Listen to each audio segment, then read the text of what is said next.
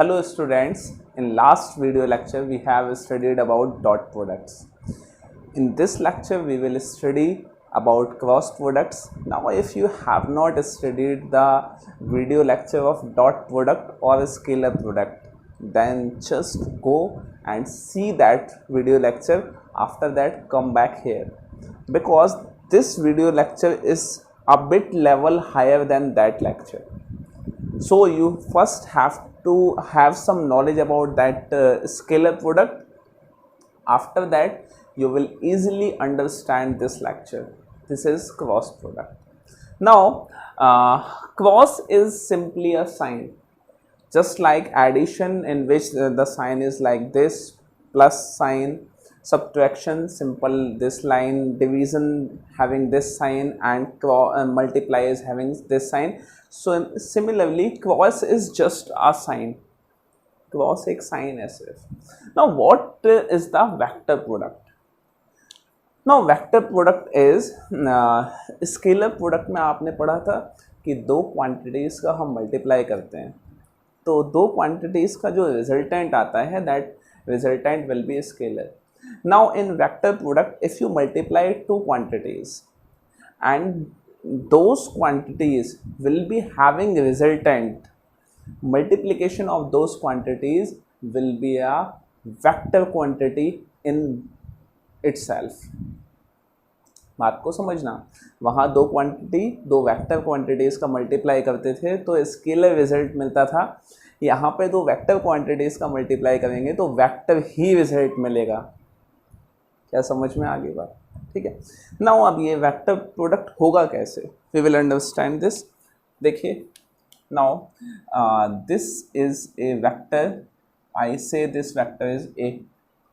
Now there is a vector, this is b, which is making angle theta. Now you have to resolve this b vector, because this vector must be having value in this axis and this axis. Okay, now as you know, the resolution of this vector, if it is making angle theta with this axis, so it will be b cos theta and this is b sin theta.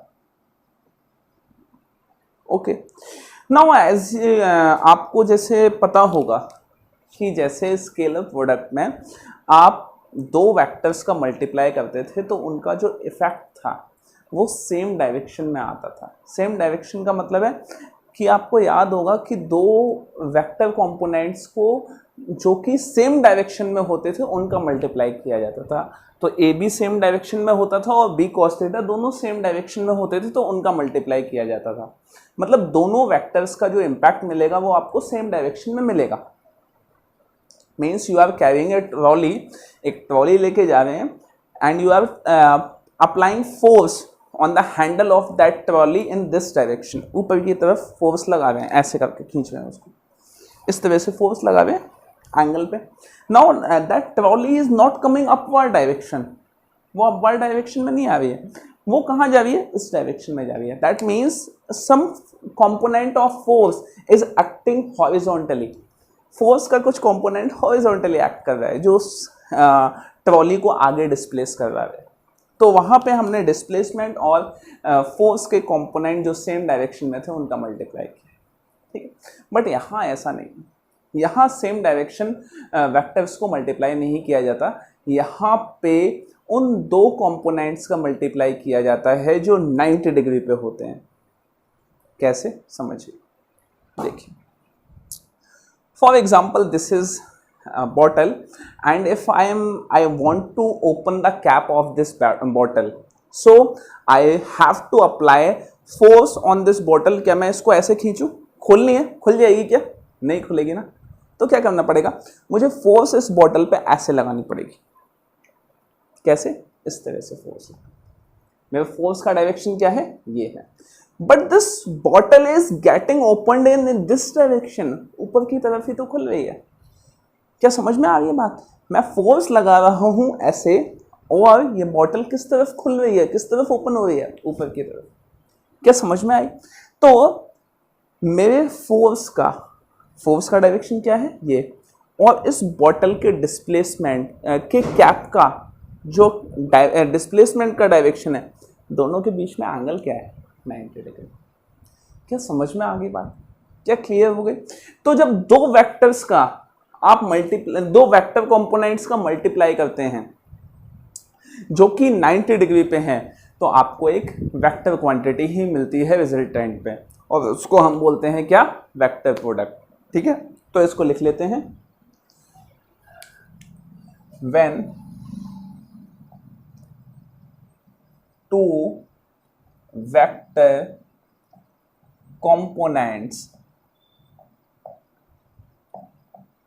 which are at 90 degree are multiplied, then we get a vector quantity, and this multiplication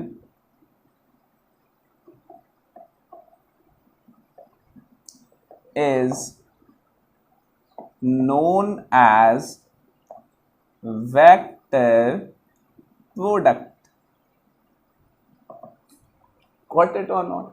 Okay, definition हो गई। Mathematically कैसे इसको express करेंगे, तो देखिए, you are applying two vectors A and B, so and you are applying cross product, so it will be a vector cross b vector। a को b से cross product किया। so देखिए, इस डायरेक्शन में जो आपके पास कंपोनेंट है a हो गया। नाउ जो दो वेक्टर्स हैं अब 90 डिग्री एंगल पे, वो 90 डिग्री पे कौन सा है, b sin थीटा, तो it will B b sin theta. b cos theta same direction में, but you are searching a vector which is at 90 degree, so 90 degree is b sin theta। now a cross b is जो इसका resultant होगा, it will be a vector quantity। ठीक है, now this ab sin theta is only magnitude, and as you know vector quantity is having magnitude as well as direction, लेकिन यहां तो सिर्फ आपको मैग्नीट्यूड मिला है, डायरेक्शन कहाँ है? तो डायरेक्शन इसका जो लिखेंगे हम, वो क्या करेंगे, हम मैग्नीट्यूड के साथ डायरेक्शन का मल्टीप्लाई करेंगे, and that direction will be N cap. ठीक है, तो अब इस एन कैप की बात करते हैं कि दो वेक्टर क्वांटिटीज का जो डायरेक्शन होगा वो क्या होगा। तो देखिए, डायरेक्शन क्या होगा, देखिए, आपने ए को बी से क्रॉस प्रोडक्ट किया, ए क्रॉस बी कर रहे हैं, तो दैट मीन्स आपने ए से स्टार्ट किया और बी तक गए आप। ठीक है, तो इसका जो डायरेक्शन निकाला जाएगा, डायरेक्शन निकालने के लिए हमारे पास एक रूल है, उस रूल को हम समझते हैं फॉर डायरेक्शन। और डायरेक्शन के लिए हमारे पास रूल है right hand screw rule. Now what is this right hand screw rule? Basically you are having a screw, एक स्क्रू कहीं लगा हुआ है, and you are having a screw driver, और स्क्रू ड्राइवर आप उस स्क्रू पे लगाते हैं और लगा के उसको रोटेट करते हैं। अगर आप उसको ऐसे रोटेट कर रहे हैं तो आप पाएंगे, आप देखेंगे कि वो स्क्रू ऊपर की तरफ खुलना शुरू हो जाएगा। ठीक है, और अगर आप उस स्क्रू को ऐसे घुमाएंगे तो आप देखेंगे कि वो स्क्रू टाइट होना शुरू हो जाएगा। तो राइट हैंड स्क्रू रूल क्या कहता है कि जो वेक्टर ए क्रॉस बी किया है, तो इसका मतलब है आप ए से स्टार्ट कर रहे हैं और बी तक जा रहे हैं। कहां से कहां स्टार्ट कर रहे हैं, बस इसको याद रखिएगा। अगर आपने बी क्रॉस ए कर दिया तो यहां गड़बड़ हो जाएगी। तो ए क्रॉस बी किया तो इसका मतलब ए से आपने स्टार्ट किया और बी तक आप गए, और उसके बाद आपका जो थंब है, ठीक है, थंब जो डायरेक्शन दिखाएगा, that direction will be the direction of this resultant, वो रिजल्टेंट का डायरेक्शन होगा। क्या बात समझ में आ गई आपको? क्या क्लियर हो गई? क्या समझ में आई कहानी? तो कहानी क्या कहती है कि आप जिस वेक्टर से स्टार्ट कर रहे हैं वहां पे अपने पाम को रखिए और उसके बाद अपने फिंगर्स को कर्ल कीजिए, ठीक है। फिंगर्स कर्ल करने के बाद जो डायरेक्शन थंब का होगा that direction will be the direction of resultant quantity. Resultant quantity का वो डायरेक्शन होगा। क्या समझ में आ गई बात? तो देखिए इसको हम लिख देते हैं यहाँ पे, according to this rule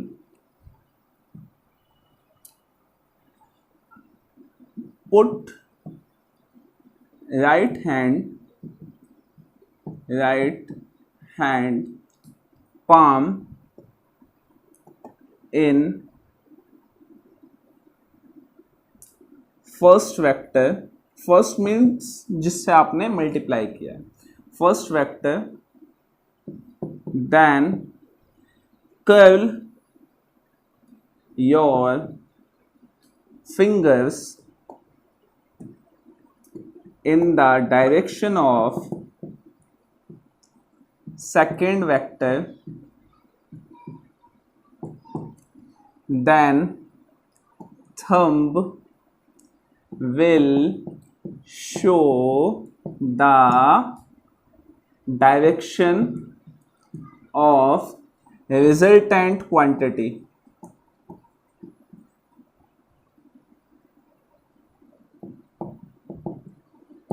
Thumb will show the direction of resultant quantity. क्या आपको ये बात समझ में आ गई? ठीक है। अब देखिए कि आपको प्रोडक्ट्स अलग अलग कैसे मिलेंगे। तो देखिए ये आपके पास एक कार्टेशियन प्लेन है, this is x, this is y, this is z, ठीक है। x के डायरेक्शन में i कैप आता है, आई कैप, अगर एक्स हटा दें तो ये आई कैप, ये जे कैप और ये के कैप, ठीक है। देखिए अब आपको मैं बताता जाऊंगा कि कैसे कैसे प्रोडक्ट होता जाएगा। देखिए अगर मैं आई से जे की तरफ जा रहा हूं, मतलब मैंने स्टार्ट कहां से किया, आई से जे तक, इसका मतलब मैं कर रहा हूं क्या, आई क्रॉस जे, ठीक है। तो आई क्रॉस जे करने के बाद जो मेरा थंब होगा वो किस डायरेक्शन में आएगा, बाहर की तरफ। बाहर means Z axis and Z is represented by K, got it. So I cross J is equal to K, okay, ठीक है। तो आई क्रॉस जे अगर आपने किया तो के मिल जाएगा। आप याद कीजिए आई डॉट जे जब करते थे तो आपको 0 मिलता था आंसर, ठीक है। अब देखिए यहां पे अगर आप J से, मतलब जो कि y एक्सिस में है, और K में आते हैं जो कि Z एक्सिस पे है, मतलब ऐसे आ रहे हैं आप, ये हो गया आपका Z एक्सिस बाहर की तरफ और ये हो गया y एक्सिस। तो y से आप Z में आ रहे हैं, मतलब J से K में आ रहे हैं और उसके बाद थंब में स्ट्रेच करते हैं, तो थंब किस डायरेक्शन में मिला, I कैप में, ठीक है। तो J cross K will B I। क्या क्लियर हो गई बात? चलिए नेक्स्ट। अब आप क्या करते हैं, अब आप जा रहे हैं कहां, अब आप फॉर एग्जांपल स्टार्टिंग में कहां हैं, बाहर की तरफ Z में हैं, Z से कहां जा रहे हैं, इस तरफ। ये कौन सी तरफ है, X एक्सिस। तो Z से गए आप X की तरफ, थंब कहां गया, ऊपर, ऊपर क्या है, Y एक्सिस। मतलब आप K से I की तरफ गए तो कहां गए, आपका थंब कहां शो कर रहा है, J की तरफ। तो इसका मतलब K cross I will be J। क्या आपको समझ में आ गई बात? चलिए अब इसका ही उल्टा, इसका उल्टा देख लेते हैं। उल्टा कैसे, देखिए कि अगर आप J से, ये तो आपने I क्रॉस J किया, अगर आप J से I आए, मतलब Y एक्सिस में पहले थे, वहां से घूम के आप X एक्सिस आ गए, इस तरफ X एक्सिस है, तो अंदर की तरफ आपका थंब गया, अंदर की तरफ मतलब बाहर की तरफ प्लस Y एक्सिस है, अंदर की तरफ सॉरी बाहर की तरफ प्लस Z एक्सिस है, और अंदर की तरफ क्या है, minus Z axis. So it so plus Z is represented by plus K and minus Z is represented by minus K, so it will be J cross I will be equal to minus K. क्या आपको समझ में आ गई कि आपने जैसे ही direction को बदला, वैसे ही जैसे ही आपने फिंगर्स के कर्लिंग के डायरेक्शन को बदला, आपका रिजल्टेंट क्वांटिटी का डायरेक्शन भी बदल गया। इसको बोलते हैं नॉन कम्यूटेटिव प्रॉपर्टी। जहां स्केलर में a dot b is equal to b dot a लिखा जा सकता था, लेकिन यहां a cross b is equal to, मतलब a cross b is equal to minus b cross a लिखा जाएगा, क्योंकि उसका डायरेक्शन बदल जाता है, अपोजिट डायरेक्शन हो जाता है। क्या समझ में आ गई बात? ठीक है, तो इसको याद रखिएगा आप। चलिए अब आगे बढ़ते हैं। चलिए J से I आ गए, अब J से K में जाते हैं, सॉरी K से J में जाते हैं। J से K तो I आ ही गया, K से J में जाते हैं। K कहाँ है? बाहर की तरफ, और J कहाँ है? Y एक्सिस ऊपर की तरफ।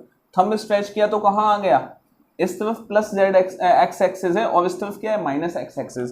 सो it will be K cross J is equal to minus I cap.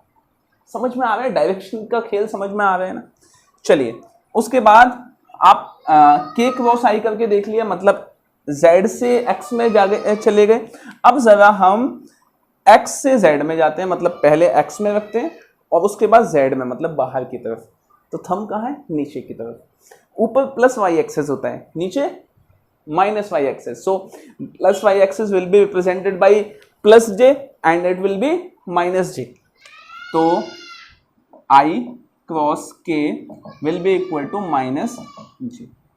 क्या आपको समझ में आ गई बात? ठीक है, अब सवाल ये है कि बार बार क्या ऐसे लगा के याद करते रहेंगे? इसके लिए सिंपल तरीका है। वो कौन सा तरीका है? वो एंटी क्लॉकवाइज रूल और क्लॉकवाइज रूल। इस रूल से है, तो देखिए ये हमने क्या लिखा? I, this is I, this is J and this is K. तो ये यहां से यहां, यहां से यहां, यहां से यहां। चलिए this is anti clockwise rule. ठीक है, ऐसा कोई रूल बुक्स में नहीं लिखा, मैं बस बता रहा हूं आपको। सिमिलरली एक यहां पे आपने बना दिया ए, जे और के, और इसमें आप जा रहे हैं कहां? घड़ी की दिशा में, मतलब clockwise. So it is clockwise rule. मतलब इस रूल को आप बुक में मत ढूंढने लग जाना, मिलेगा नहीं आपको। ये रूल तो मिलेगा, नाम नहीं मिलेगा। ठीक है, नाम बस दे दिया है इसको। चलिए अब इसको देखिए लगाएंगे तो कैसे लगाएंगे। अगर आप एंटी क्लॉकवाइज जा रहे हैं तो आपको जो भी क्वांटिटीज मिलेंगी वो क्या मिलेंगी? पॉजिटिव मिलेंगी। कहने का मतलब क्या है कि आपने आई क्रॉस जे किया तो प्लस का क्या मिलेगा? के। तो देखिए I cross J is equal to K. क्या समझ में आ गई बात? ठीक है, अगर आप जे क्रॉस के करते हो तो अगला क्वांटिटी क्या है? आई, वो भी किस में मिलेगा? पॉजिटिव में, आई में मिला। फिर अगर आप के क्रॉस आई करते हो तो नेक्स्ट क्वांटिटी क्या है? जे, वो भी किस में मिलेगा? पॉजिटिव में मिला। लेकिन अगर आप क्लॉकवाइज आते हो, उल्टा आते हो, तो उल्टा कैसे आए? इसी में अगर समझ लें तो जे क्रॉस आई किया तो आपको नेक्स्ट क्या मिला? के। जे क्रॉस आई क्या मिला? के। लेकिन क्योंकि क्लॉकवाइज आ रहे हैं, उल्टा आ रहे हैं, तो ये क्या हो गया? ये नेगेटिव में मिलेगा। सिमिलरली अगर आप आई क्रॉस के करें तो आपको क्या मिलेगा? आई क्रॉस के, तो क्या मिला? जे, वो भी किसका? नेगेटिव। क्या समझ में आ गई? तो इसको आप याद रख लीजिएगा। आई जे के बना के एंटी क्लॉकवाइज आएंगे तो पॉजिटिव, क्लॉकवाइज आएंगे तो नेगेटिव। क्या आपको समझ में आ गई बात? एक चीज यहां रह गई है अभी कि अगर हम आई क्रॉस आई करें तो क्या मिलेगा? जे क्रॉस जे करें तो क्या मिलेगा? और के क्रॉस के करें तो क्या मिलेगा? ये समझने वाली बात है। देखिए आई क्रॉस आई का मतलब है कि आप दो ऐसे वेक्टर्स का मल्टीप्लाई कर रहे हैं जो दोनों एक्स एक्सिस में है। If they are in X axis, they are in the same axis, so the angle between them will be 0 degree. If the angle between them is 0 degree, then sin, यहां पे क्या आ गया? sin। तो sin 0 क्या हो जाता है? 0। इसका मतलब i cross i will be 0। J cross J again same axis, तो ये क्या हो जाएगा 0, के क्रॉस के विल बी 0। जबकि डॉट प्रोडक्ट में ऐसा नहीं होता था। डॉट प्रोडक्ट में ये वाली क्वांटिटीज 1 रहा करती थी, बाकी सब 0 हो जाया करता था। क्या आपको समझ में आ गई बात? क्या क्लियर हुआ? तो ये आपको डायरेक्शन वगैरह सब पता होना चाहिए, याद होना चाहिए। अब देखते हैं कि कैसे दो वेक्टर्स का क्रॉस प्रोडक्ट करेंगे हम। तो हमारे पास फॉर एग्जांपल दो वेक्टर्स हैं। ये है A vector is equal to 2i cap minus J cap plus 3k cap, ठीक है।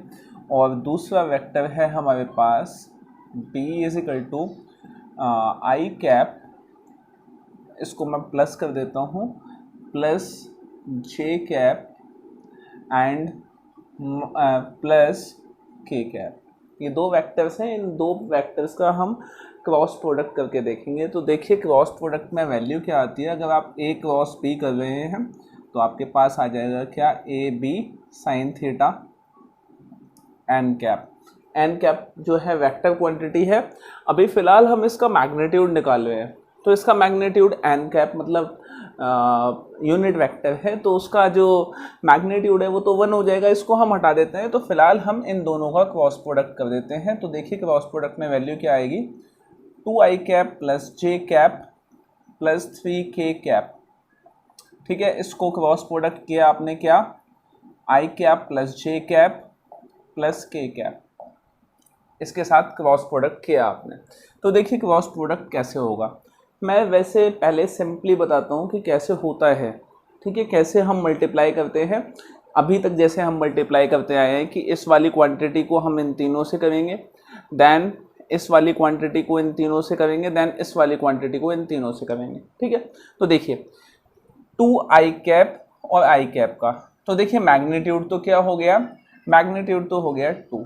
अब देखिए i cap cross i cap, I cap cross I cap आपको बताया था, I cap cross I cap will be 0, ठीक है।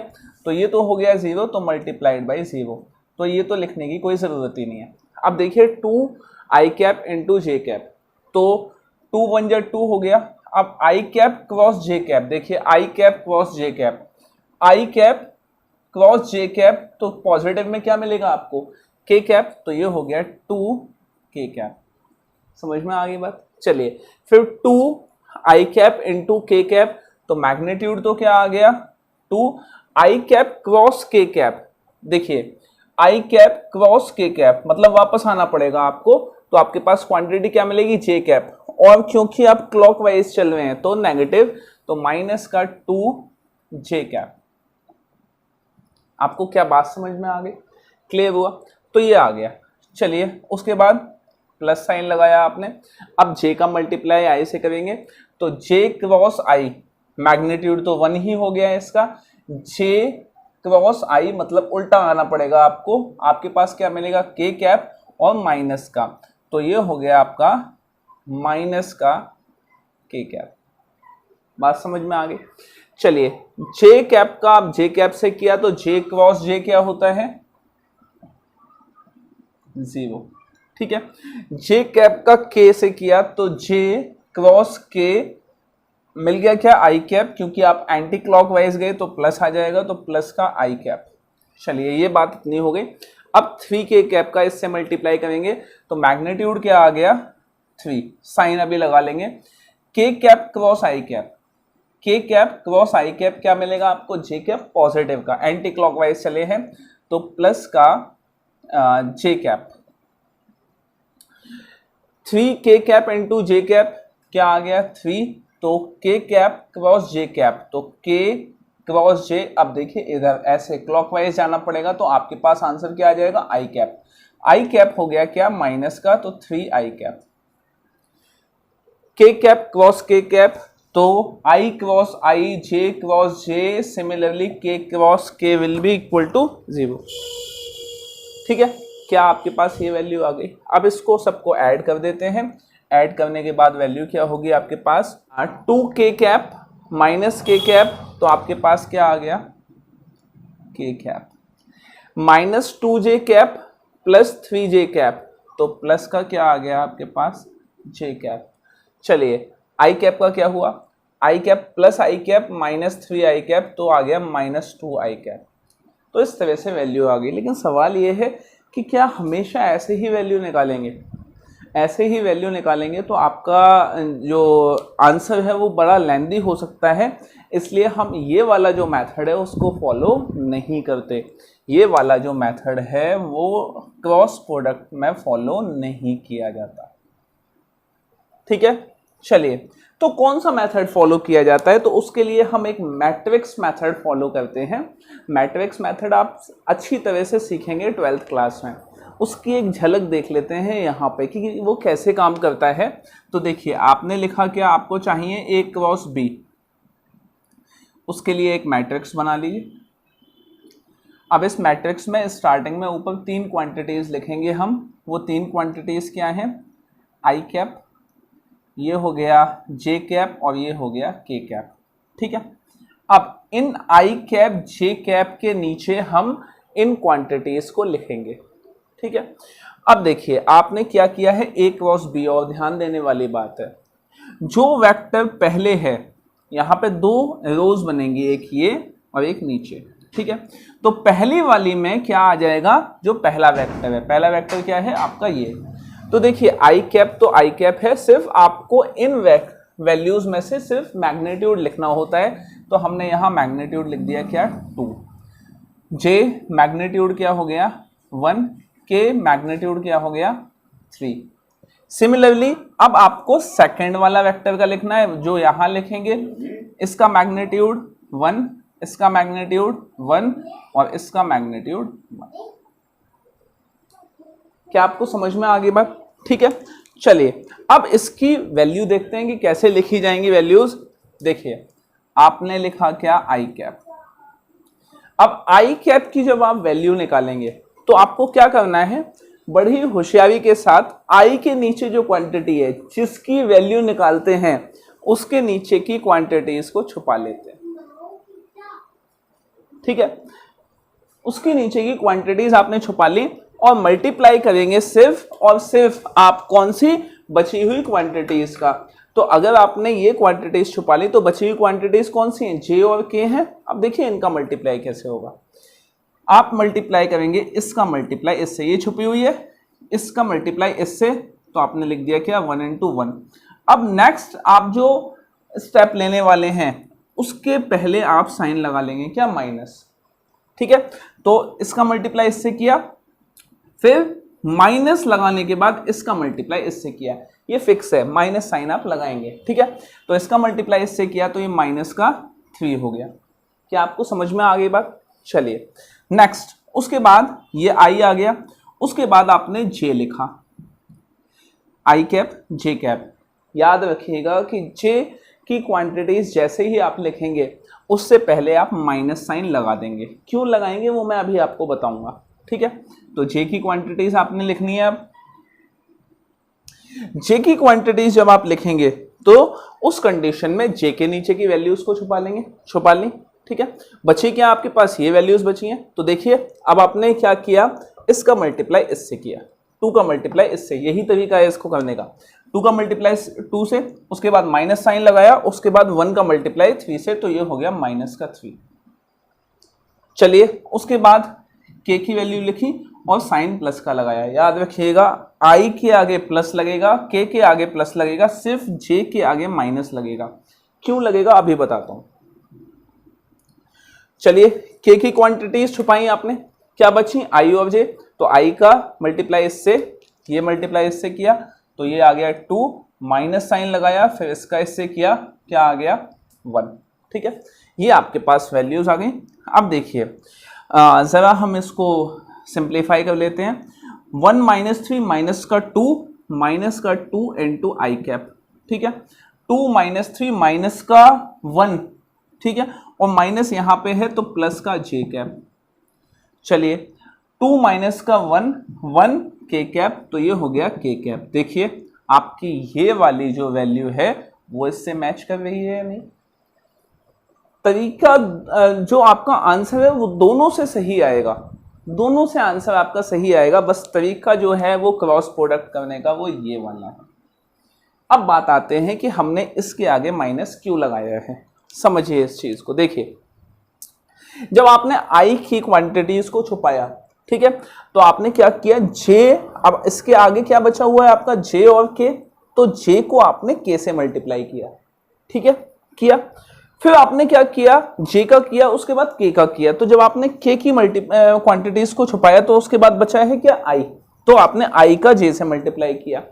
लेकिन जब आपने जे को छुपाया तो उसके बाद क्वांटिटी क्या थी आपके पास, के की, लेकिन आपने के को आई से मल्टीप्लाई नहीं किया। याद रखना, के को आई से मल्टीप्लाई करते तो 3 आता, लेकिन आपने मल्टीप्लाई किससे किया, आई को के से, तो क्या आ गया 2। यहां उल्टा मल्टीप्लाई किया है आपने। क्या समझ में आ गई बात, ठीक है। तो जहां आपको इसको छुपाया तो आपने जे क्रॉस के किया था, वहीं आपने इसको छुपाया तो के क्रॉस आई करने की बजाय आपने आई क्रॉस के किया, इसलिए आपको पहले साइन माइनस का लगाना पड़ा। तो इस चीज को बस याद रखिएगा कि साइन माइनस का लगाया जाता है और ऐसे क्रॉस प्रोडक्ट होता है, ठीक है। अब मैं आपको कुछ क्वेश्चंस दे रहा हूं, आपको वो क्वेश्चंस करने हैं और करने ही हैं, इसमें कोई किंतु परंतु नहीं है, ठीक है। नहीं किए तो होगा नहीं बेटा, करने से होगा। चलिए क्वेश्चन लिखता हूं मैं। फर्स्ट क्वेश्चन है, A vector is equal to I cap minus 2j cap plus 3k cap and B vector is equal to 3i cap minus j cap minus k cap. 2 a vector is equal to i cap minus 4k cap and b vector is equal to 2i cap minus j cap plus 2k cap. Third question is a vector is equal to 4i cap minus 2j cap minus k cap and b vector is equal to 2j cap minus plus k cap, ठीक है। इन 3 questions के आपको solution करने हैं, ऐसे ही solution होंगे, ऐसे ही आपको वेक्टर प्रोडक्ट करके सॉल्यूशन निकालना है। क्या आपको समझ में आ गई?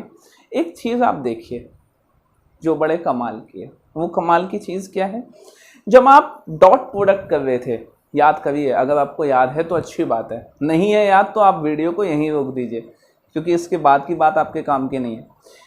डॉट प्रोडक्ट आप कर रहे थे तो जो फाइनल आंसर आता था उसमें सिर्फ मैग्नीट्यूड आता था, फॉर एग्जांपल 2, 5, 6 ऐसे करके उसका आंसर आता था, याद है आपको।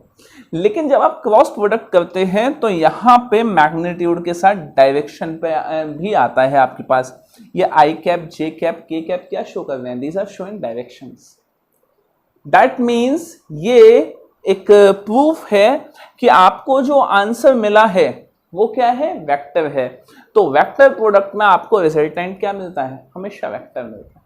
क्या आपको समझ में आ गई बात? तो ये क्वेश्चन सॉल्व कीजिए, मुझे भेजिए, देखते हैं आगे।